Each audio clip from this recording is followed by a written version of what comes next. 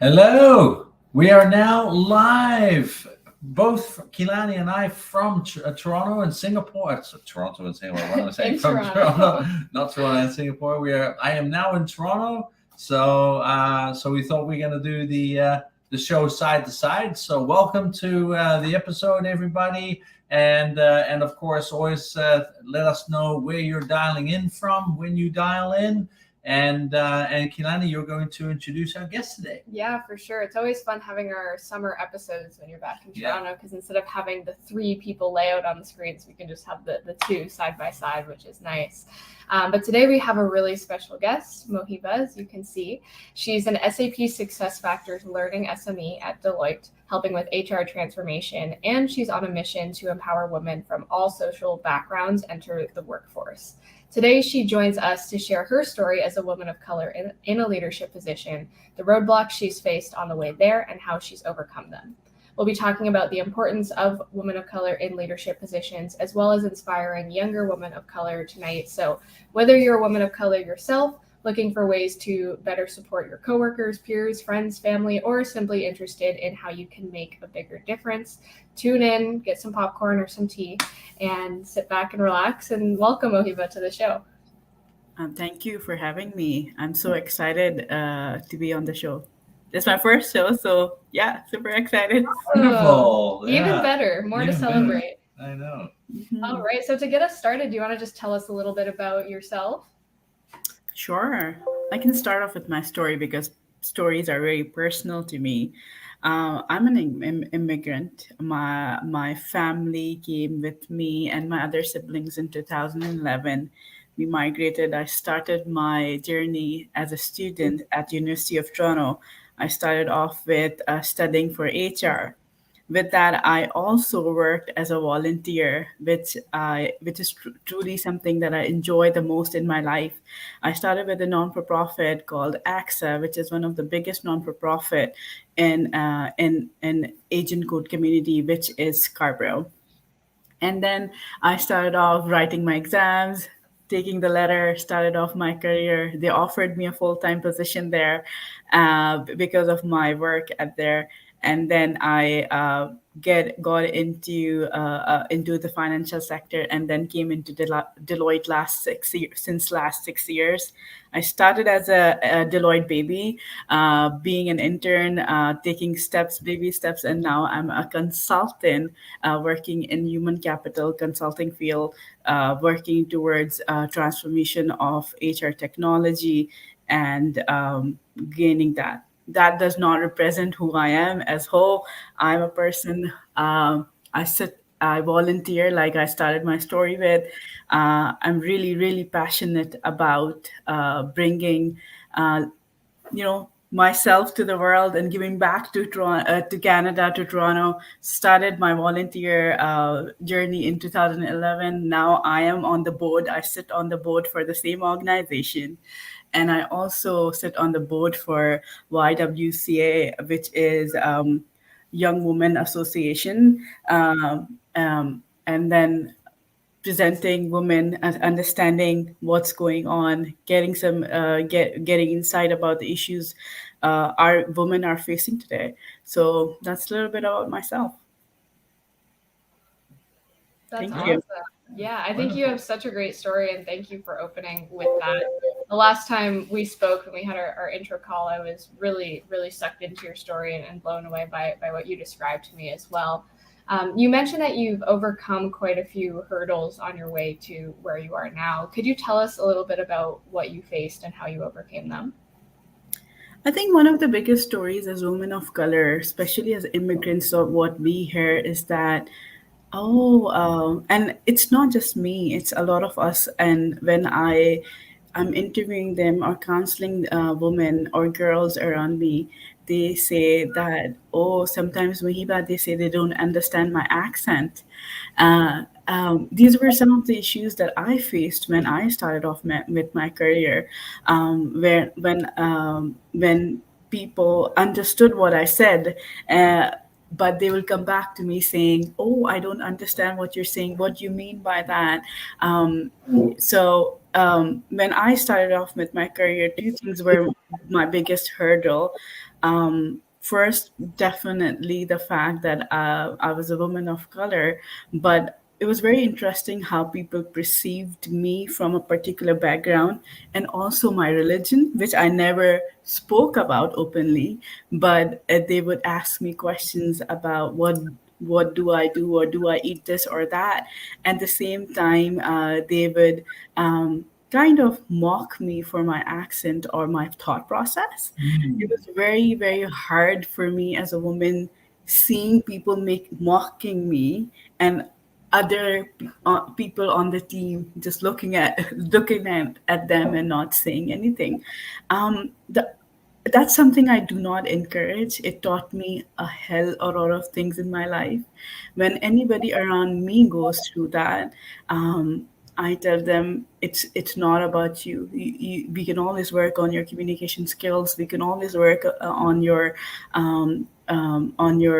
don't feel that your color is something that is going to be a hurdle in your life, or your religion, or where you come from. I would also like to add, recently on my way to TTC, TTC is Toronto. It's our transit system, and I think a young girl was very upset having a conversation with her mother, and I could hear her side by side, and she was, again, a woman of color, and not pointing out or something like that. She was from our African Black community. And I think she was very sad about a position that she didn't get. And her mother said, I always told you to keep your hopes down because you are a Black woman. Those were the words of the mother. And I could see the child as very upset about it. And the moment I was walking out, because my station was there, I said, I was eavesdropping. Just want to let you know, you'll be the first one to break classes, to shed that, to Mm. go up, make an example, because you're a woman of color, you're Black. Do not let anybody ever tell you that you would not get it, or you cannot do it because you are from particular social background. Mm. Her mom teared up. She kind of teared up. And I said, you can always reach out, always listen to me, always, I'm here to listen and give you advice.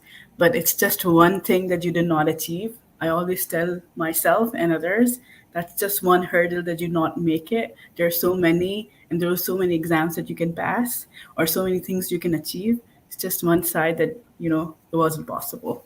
So yeah. Yeah. That's incredibly sad, isn't it? That, you know, I think there's so much messaging still, right, in society for and really for anybody that it doesn't fall within, some form of norm, right? There's so much messaging there that that they don't meet that norm, right? And so therefore they're not going to be successful, right? And it's for me, for example, it was my mental health. When I was diagnosed with clinical depression and anxiety as a teenager. I never saw myself as normal, right? So very often I also set very low standards for myself, for so I wouldn't be disappointed when every time I got fired from a job because I couldn't keep a job, because I didn't have the mental fortitude to keep a job. I would tell myself it was because I wasn't normal, right? And I think that is one of the major dangers, right? It's not even necessarily about what society says. It's when we start telling ourselves, Yes. right? That's Yes. that's when it becomes such a dangerous thing. And so good for you for kind of stepping up and saying something. I wish there was somebody in my life who early on in my life said, "Hey, what do you mean? You're not right. You know what I mean? It's like, and I think that's something that we should all be cognizant of. It's I remember reading a link a little while ago on it was a LinkedIn quote, and I thought it was rather good, but not completely correct. And I think it was from Huffington, and who said, every time a woman speaks up, right, she speaks up on behalf of all women. And I actually disagree with that. I think whenever a woman speaks up, she speaks up on behalf of herself because she needs to. But I think when a man speaks up for a woman, he speaks up for all women, right? And that we need more men, for example, speaking up on behalf of women leadership, which is still not happening enough Yes. in this world today. And I think that is such an important thing for us to really acknowledge here as well, is that we need more, more of us, us guys, stepping up and saying, hey, we need to start seeing this differently. We need to start doing things differently. And until then, I think that's when we can really kind of speak up for everybody. And I learned, like, on that note, that I learned how to speak for others because of those incidents, because I saw people mocking me or making fun of me and others being quiet. I really wish somebody would have just stood up for me, Yeah. and nobody did. They saw that, this has happened. Mohiba was going through that. I teared up. I cried in those cubicles before COVID because that used to happen. And I wish somebody could have just said that, Mohiba, what they did wasn't called for, or something like that. It's not you, it's them. But nobody did. And I learned that if in my life anybody goes through that, I will be there, stand up for them, and maybe there will be their voice. Maybe they need me, or a word of courage can help or change their moment. For sure. And what I love when you told the story about your experience on the TTC is how you act on exactly what you just said. You have this belief or this rule for yourself to always reach out and help other people. And I can really see in you that you always follow through on that. And what you mentioned when you were speaking about that story, and I don't know if this was an intentional phrasing, but I love the way you said you're going to break through ceilings because you're a woman of color.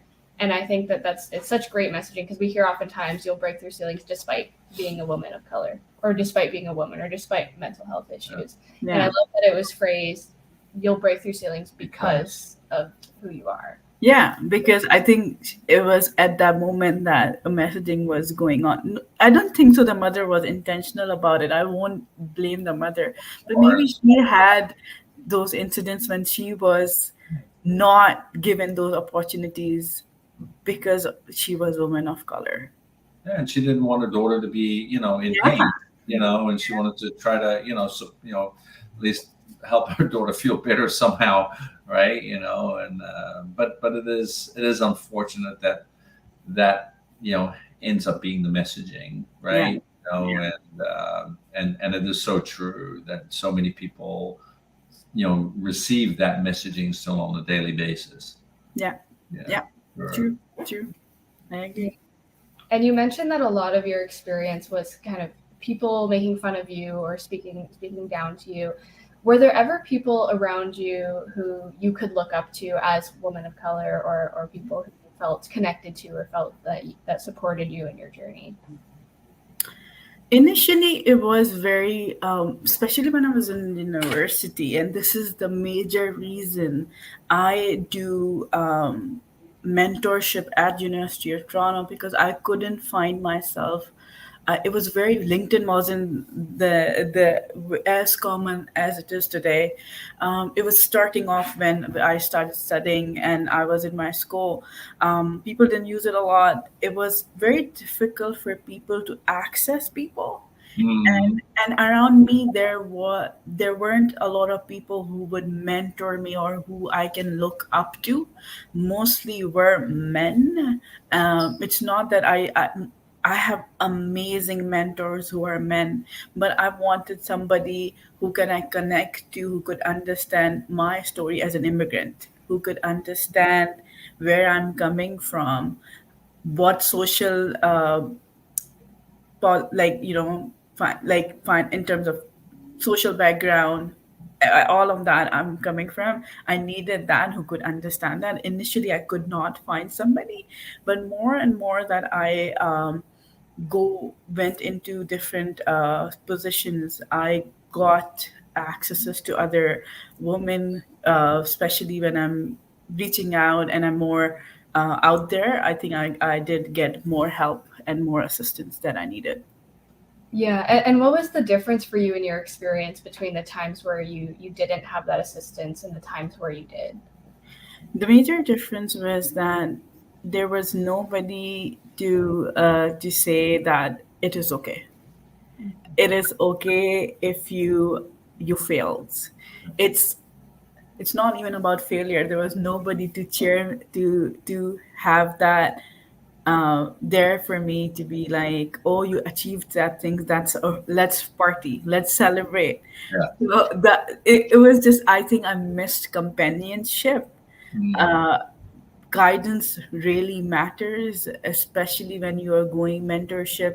Coaching really matters to shape you as a person. I Mm. truly believe my coaches, my mentors, women or men, really defined me or polished me as a person. They guided me through through things that I wasn't able to, or I could have done better, or it was not in my mind set or mind frame. They brought that in my life.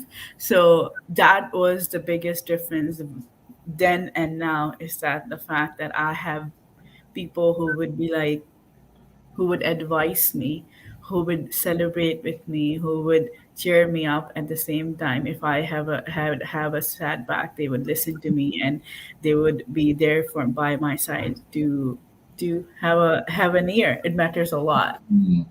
Yeah. Wow.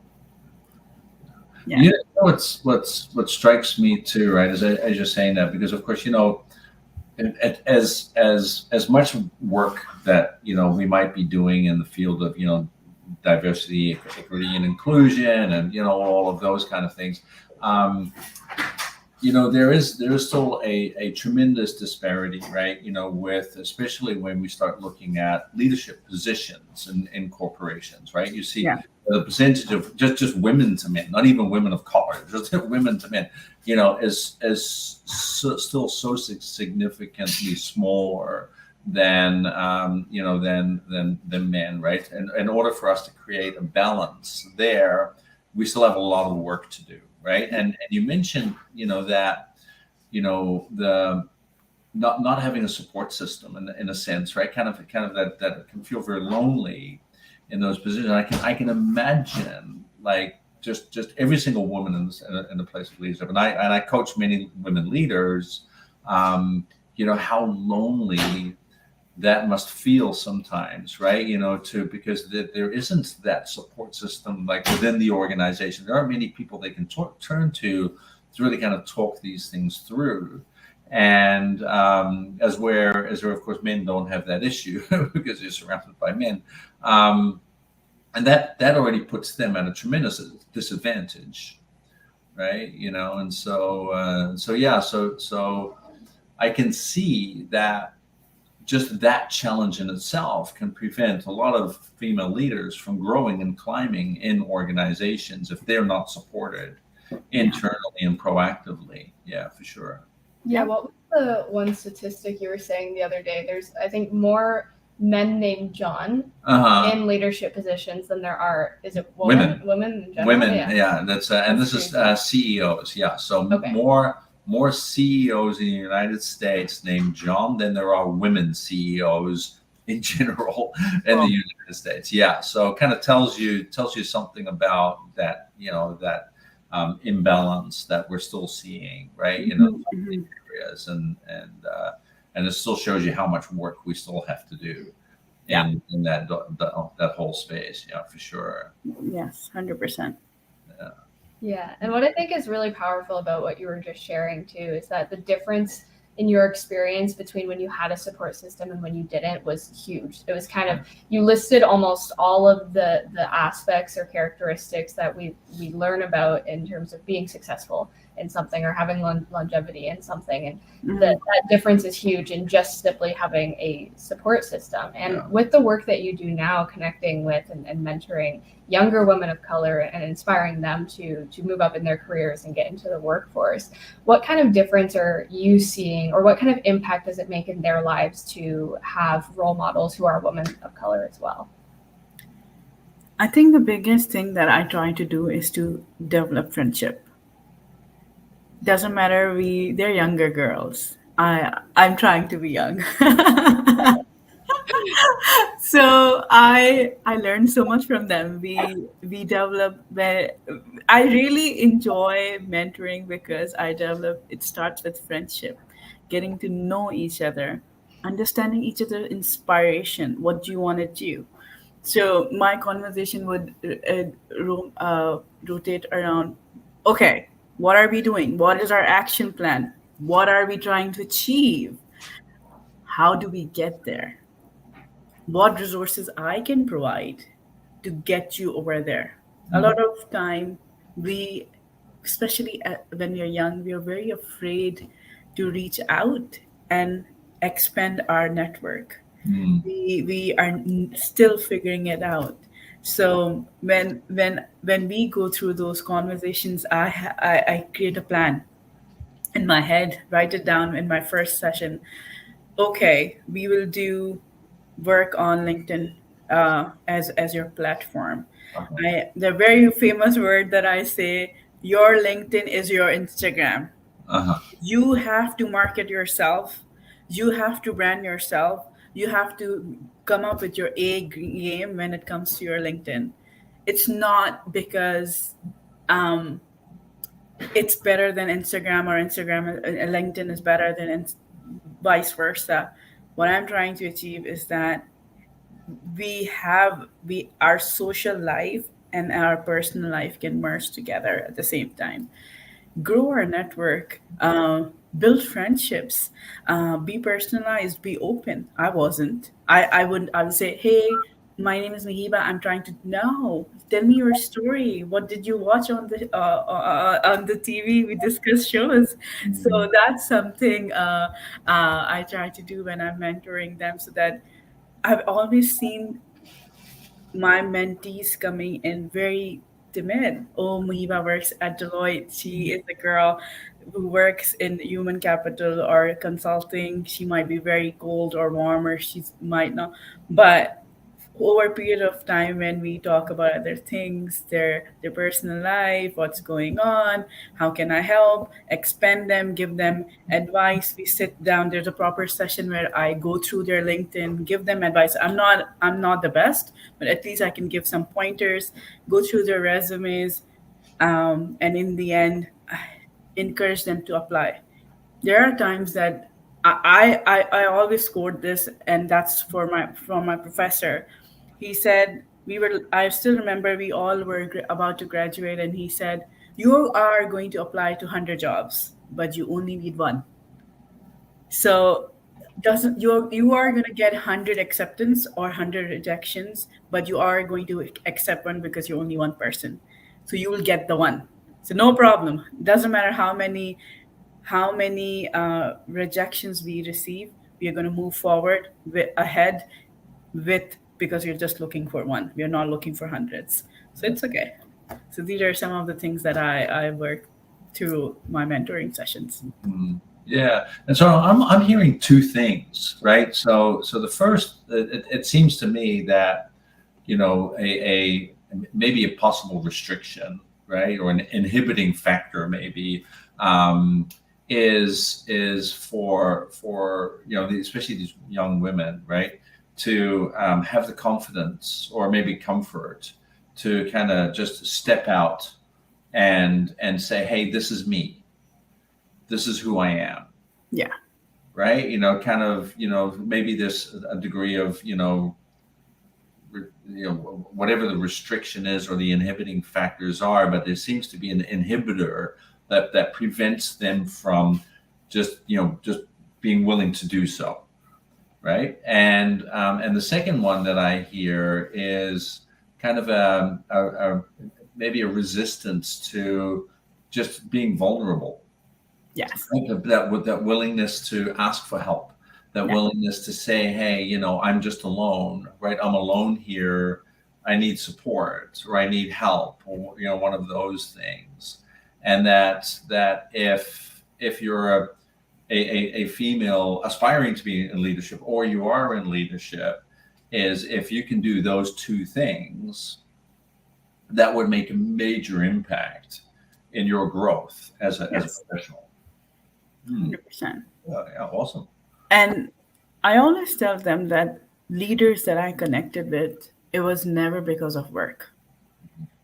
On a personal note, we both opened up, the leader and I, may it be men or women, or even coaches or mentors. We talked about our personal story. You don't have to get personal about, oh, this has happened, this, or, but you can open up about your interests. Where have you traveled? Show your personality. Otherwise, you're just a name. And that's something I learned over a period of time, and that's something I teach my my mentors as well, that we have to be personal for in order to make an impact, and in order to be remembered. And because each person is unique, you bring a unique story to the table. Be vulnerable, be open about it. And and I'm 95% or 99% of the time, people will be kind.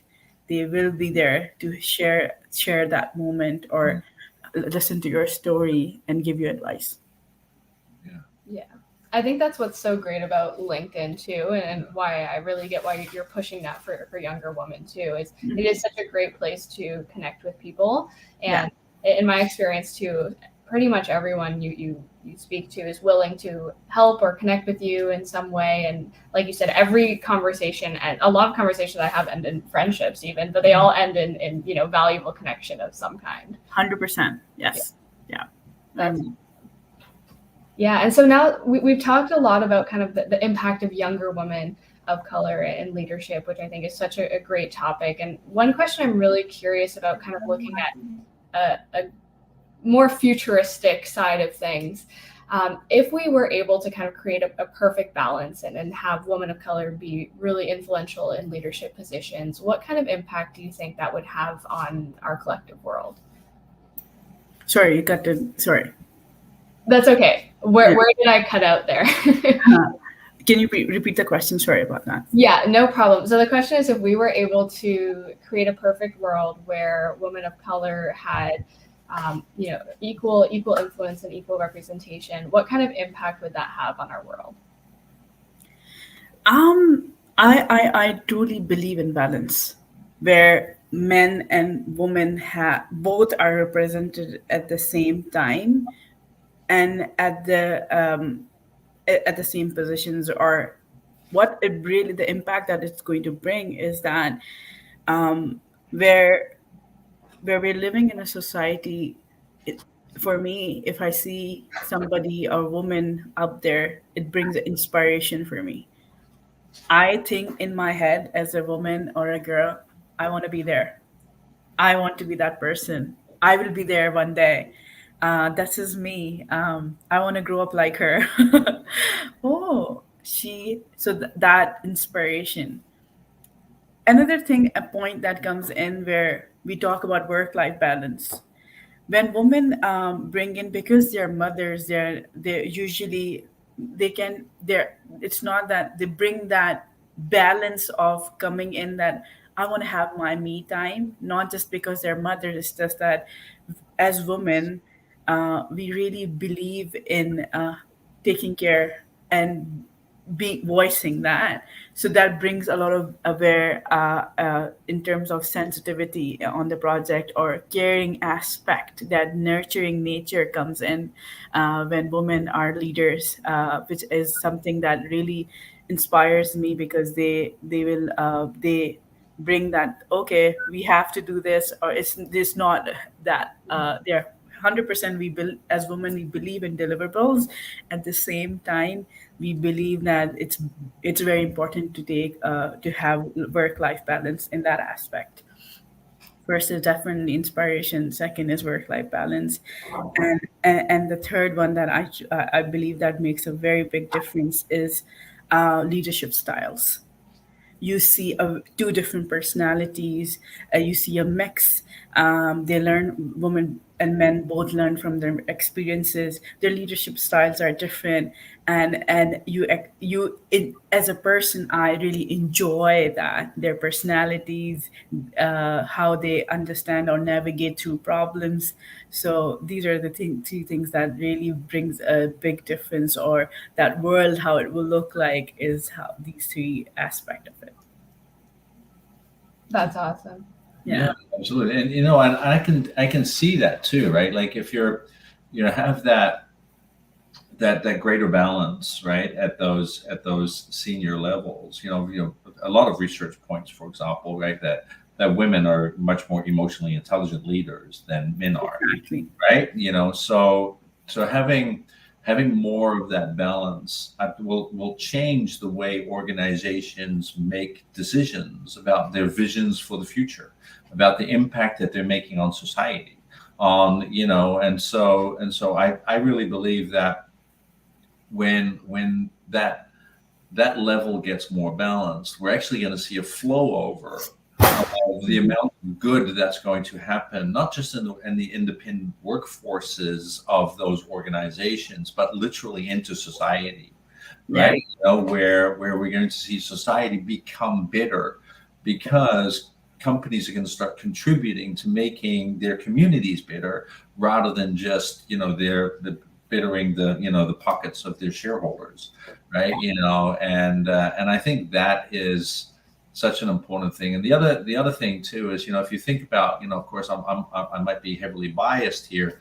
living with all women in the household, but I also believe that women are tremendously courageous, right? I think they have tremendous courage, like you said. Just the fact that you can be a mom and you can be a full-time leader in a leadership position. The amount of stuff that women can do, and those kind of that men they just leave us in the dust, right? Yeah. And it's going to take a tremendous amount of courage to be able to make those kind of impactful decisions for the betterment of societies and communities and all of those kind of things. And that's just something that generally men don't have. And so we're always going to be limited in the growth of society if we don't have a better balance at those higher levels for between men and women, and including of color. That is extremely important, because we need to be, like you said, we need to be able to inspire everybody in society, right? All levels. We can only do that through diversity.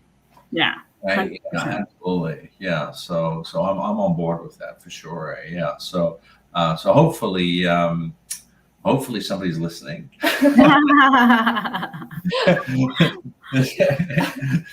We'll just keep reposting it. Yeah, that's right. Come on, people. What are you doing? Come on. Yeah. You know what to do.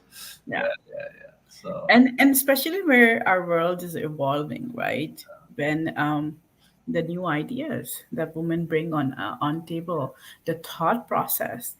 I'll just just a random example where a lot of guys or men go golfing, we go shopping, we read books. I'm pretty sure, I'm not saying men don't read books, but we read books. Like, those different ideas, those experiences from childhood, from the society. I will never disregard that fact that as men and women, we are perceived the same way. No, we no. are different in terms of how in people's perception. Doesn't matter, our personalities are stronger or are equal to each other, but people do perceive like these people, like women and men, differently. In terms of inspiration, when you said where our world is evolving, we're talking about LGBT community, where where we have maybe two families or two couple, same sex couples look up to those people saying, oh, you know what, we just started a family, we're planning to start a family, we adopted a child. World is evolving so much. We need those role models to look up to. If she can do it, I can do it. If she stood up for herself, I can stand up for myself, because we just started a family, or I want to start a family, or it doesn't matter where we are in stages of life. It just gives us encouragement to go out there. Yeah, exactly. And you know, and it's and this might be a bit forward from me, but you know, something I say a lot is you know, if every country in the world was run by women, you know, I really believe the world would look very different. I truly believe that too. It would be a place of collaboration. It would be a place of innovation. It would be a place of, you know, a world of growth, of balance, of like, you know, and a lot of the issues that we're seeing today, I don't think they would exist, to be honest. And it's very interesting to have that a case study as a case study for us to. I really looked Yeah. into New Zealand, Uh-huh. where we saw a young woman Just taking leadership, taking decisions, how she dealt with the biggest terrorism attack ever that occurred in New Zealand, COVID, Yeah. and there are wildfires. There were three different things that it wasn't like, oh, one thing happened, one thing went wrong in her leadership. But how she dealt with it, it really inspires me. How she collaborated with other countries. Each each of these crises were dealt with a lot of care, a lot of considerations, and it was just an organization. It was the whole country that was looking up to her, and the world was looking up to her. No. It was very, very interesting. I read about it a lot. Yeah. And actually, you know, what I find about that too, that example, actually, even how she stepped down Yeah. was such a courageous act of leadership. Yes. Yes. Right? Like, you know, I mean, right now there are men in the world trying to hold on to their positions of power, right? While they have long passed their expiry date. Yeah. And they're still trying to hold on those positions of power. We have no idea why. And here you have this woman who has accomplished such amazing things in such a short period of time, and they kind of go, you know what? I think it's time for somebody else. I think it's, you know, it's time for me to step aside, focus on my family, do what I, you know, need to do. It's time for somebody else to do the job, you know. So I mean, that is inspiring. 100%. You know, like if every leader could realize that point, you know, if we're to say, hey, I think I have just made myself obsolete, I am now going to step aside and welcome that next, you know, we're only going to see evolution. Yes. 100%. Right. You know, and that takes strength to be able to do that. You know, and it's not a sign of strength to try to hold on to power. That's not a sign of strength. You know, so yeah, and I admire that a lot in her. Yeah, for sure. Yeah, for sure. Me too. For sure. Awesome. Well, thank you so much for sharing your story with us and sharing this time and space here. I just have one last question to kind of round us off here, and that's, where can our audience connect with you? They can connect with me, obviously, on LinkedIn. I might sometimes be late to respond. It's not that I'm trying to ignore anybody. It's just that I've been so busy with my own personal life and my work at the same time.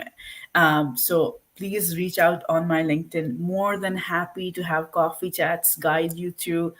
It doesn't have to be a woman of color. I say I'm colorblind when it comes to my to races, to people.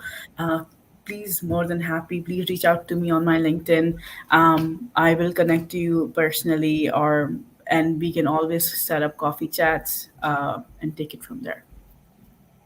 Yeah. Great. Awesome. Sounds good. Thank you. Do you have any closing? No, I just want to thank you so much for coming on and sharing your story and you know, and telling us a little bit more about, you know, kind of your experiences and then, you know, giving us an opportunity to kind of play in this in the simulation, this amazing simulation of possibility, which I love.